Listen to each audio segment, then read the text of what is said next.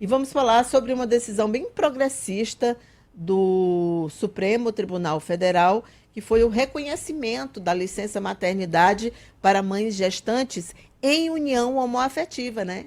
Isso, Cíntia, aí foi uma decisão unânime.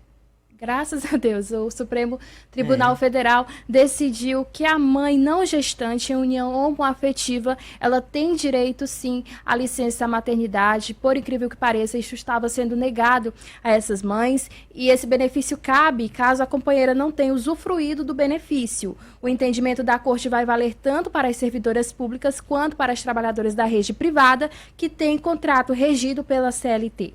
Se uma das mulheres obtiver a licença maternidade, a outra, então, terá o benefício equivalente ao período da licença à paternidade, que inclusive também é muito emblemático, tendo em vista que é um período muito curto, de 10 a 20 dias.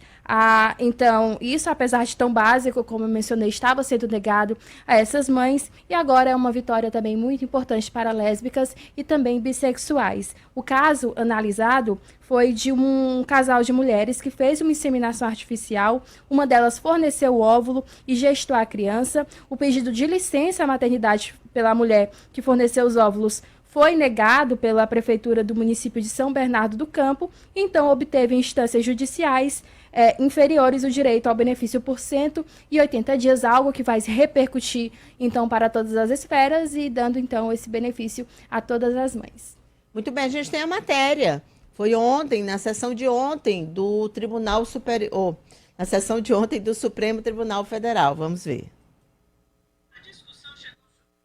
Porque uma servidora pública, mãe não gestante, entrou na justiça para ter direito à licença maternidade.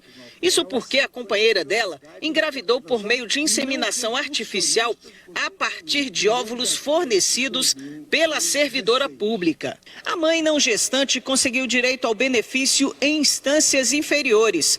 Só que o município de São Bernardo do Campo, em São Paulo, onde ela é servidora, recorreu da decisão alegando violação ao princípio da legalidade administrativa e argumentando que tal direito é exclusivo da mãe gestante, que precisaria do descanso remunerado em razão das alterações físicas por causa da gestação e do parto. O caso tem repercussão geral, ou seja, a decisão da Corte será aplicada em processos semelhantes em instâncias inferiores da Justiça. Estão em discussão princípios como a dignidade da pessoa humana, liberdade reprodutiva e igualdade. O relator do processo é o ministro Luiz Fux, que começou o voto destacando que a licença maternidade possui uma dimensão ampla destinada à proteção não só da família e da criança, mas também da sociedade como um todo. Fux também ressaltou que negar a licença à mãe não gestante seria um abuso. Assim, negou o pedido feito no recurso e propôs a seguinte tese. A servidora pública ou trabalhadora regida pela CLT não gestante em união afetiva tem direito ao gozo de licença maternidade. Adotando aqui uma sugestão de Vossa Excelência, a segunda oração fica a seguinte: caso a companheira tenha usufruído do benefício,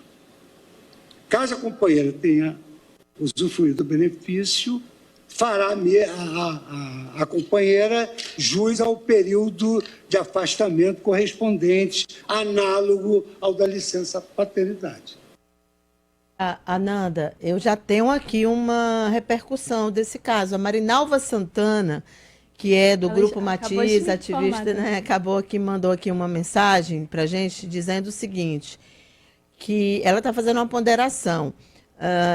Ela diz que existe muita euforia sobre essa decisão do Supremo, mas que acha que o correto seria conceder ou reconhecer o direito de licença maternidade para as duas mães. Aliás, esse foi um entendimento do ministro Alexandre de Moraes, que foi voto vencido. Aqui no Piauí, tem uma decisão da juíza Maria Luísa de Moura Melo, concedendo licença à adoção de 6 meses para ela, Marinalva, e para a Lúcia Quitéria, quando adotaram a filha Luma. Mais uma vez, o Piauí mostra seu caráter vanguardista nas questões de direitos de pessoa LGBTQIA+. E verdade, Marinalva, inclusive já tem uns anos, porque a Luma já é bem grandinha, né? Salvo engano, a Luma já é pré-adolescente, pelo que eu acompanho. E essa decisão, então, da juíza Maria Luísa, eu não sei qual a idade que ela tem hoje, a Luma, mas é uma decisão bem anterior a isso que definiu o Supremo Tribunal Federal. A decisão é de 2015, a Marinalva já respondeu. A Luma já tem o quê? 9 anos, né? 9 aninhos já. Pré-adolescente, como eu falei, né? Deixa eu ver se tem o voto do Alexandre de Moraes aqui, para a gente saber se separaram lá na Justiça Eleitoral. Essa parte que ele fala, eu acho que sim, talvez seja ele tentando, esse voto dele foi vencido, que é o que a Marinalva talvez esteja falando. Deixa eu ver se eu consigo trazer aqui o Moraes. Vamos lá. Resultado diverso na tese. Se as duas são mulheres, as duas são mães, é o Supremo que vai dizer, não, uma pode, e a outra a gente está equiparando a licença paternidade. Veja, nós estamos replicando o modelo tradicional, homem e mulher. Porque uma é que sustenta a casa. Veja, a partir do momento que aceita a união estável homoafetiva, e são duas mulheres, as duas são mães. Se as duas são mães, as duas têm o direito. Nesse caso, como Vossa Excelência disse, uma é autônoma, não tem direito. Mas, se nós fixarmos essa tese limitadora, duas podem ser servidoras públicas. Eu estou, portanto... Alexandre de Moraes, é fácil de entender. Ele diz que a decisão, da forma como está, ela equipara a licença, o que eles estão decidindo lá, a uma licença paternidade. É como se só uma das pessoas envolvidas na união homoafetiva fosse mãe e a outra não. Como decidir qual é a mãe? Porque a gente está falando em caso de adoção também. Não é só em caso de gestação, é em caso de adoção também. Que foi o caso da Marinalva, foi caso de adoção. Porque poderia dizer, mas aqui engravidou, como explicou aqui anteriormente o Fux, né, que a licença ela é concedida pela questão física, que a mulher carrega o bebê, depois tem que cuidar da saúde, cuidar do bebê, mas não, no caso da adoção, não é isso. É a afetividade, também. A adaptação, aquele período em que precisa, de fato, daquele momento que o bebê precisa da mãe, né? Precisa da mãe, precisa do pai também, mas precisa da mãe também.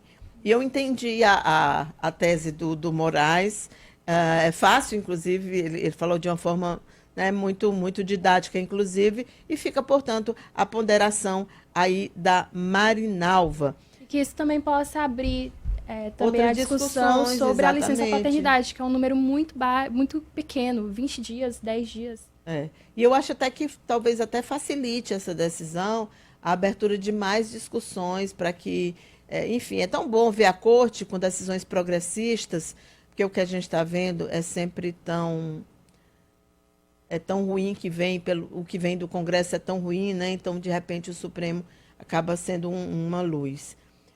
O André está comentando também sobre isso, é o seguinte, ele diz, se um casal gay masculino adota um bebê, ambos vão receber cada um, não é direitos iguais, é a mesma questão que a Marinalva levantou agora há pouco. Nem com o gênero, nem com a criança.